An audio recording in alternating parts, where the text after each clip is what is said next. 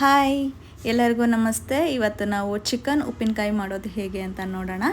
ಇದಕ್ಕೆ 5ರಿಂದ 10 ನಿಮಿಷ ಸಾಕು, ಆದರೆ 3ರಿಂದ 4 ತಿಂಗಳ ಕಾಲ ಸ್ಟೋರ್ ಮಾಡಿ ಇಟ್ಕೋಬೋದು. ಇದಕ್ಕೆ ಮೊದಲನೇದಾಗಿ ನಾವು 1 kg ಬೋನ್ಲೆಸ್ ಚಿಕನನ್ನು ತೊಗೊಂಡಿದ್ದೀನಿ. ಅದಕ್ಕೆ ಸ್ವಲ್ಪ ಉಪ್ಪು, ಅರಿಶಿಣ, ಎಣ್ಣೆ ಹಾಕಿ ಸ್ವಲ್ಪ ನೀರೆಲ್ಲ ಹಿಂಗೋ ಥರ ಫ್ರೈ ಮಾಡ್ಕೊಳ್ಳೋಣ. ಇದರಿಂದ ಚಿಕನ್ ಗಟ್ಟಿ ಕೂಡ ಆಗೋದಿಲ್ಲ.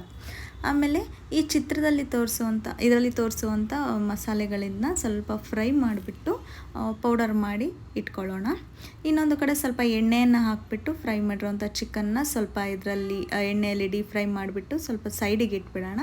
ನಂತರ ಅದೇ ಎಣ್ಣೆಗೆ ಶುಂಠಿ ಬೆಳ್ಳುಳ್ಳಿ ಪೇಸ್ಟನ್ನು ಹಾಕಿ ಸ್ವಲ್ಪ ಫ್ರೈ ಮಾಡಿಕೊಂಡು ಖಾರದ ಪುಡಿ, ಉಪ್ಪು ಮತ್ತು ರುಬ್ಬಿಟ್ಟಂತಹ ಮಿಶ್ರಣವನ್ನು ಸೇರಿಸಿ ಮಿಕ್ಸ್ ಮಾಡಿ ಅದಕ್ಕೆ ಫ್ರೈ ಮಾಡಿರೋಂಥ ಚಿಕನ್ನ ಸೇರಿಸಿದರೆ ಇದಕ್ಕೆ ಸ್ವಲ್ಪ ಹೊತ್ತಿನ ನಂತರ ಸ್ವಲ್ಪ 1 ಇಲ್ಲ 2 ಲೆಮನ್ ಜ್ಯೂಸನ್ನು ಹಾಕಿದರೆ ಈ ಉಪ್ಪಿನಕಾಯಿ ರೆಡಿ. ಇದನ್ನು ನಾವು ಬಾಕ್ಸಲ್ಲಿ ಸ್ಟೋರ್ ಮಾಡಿ ಇಟ್ಕೋಬೋದು.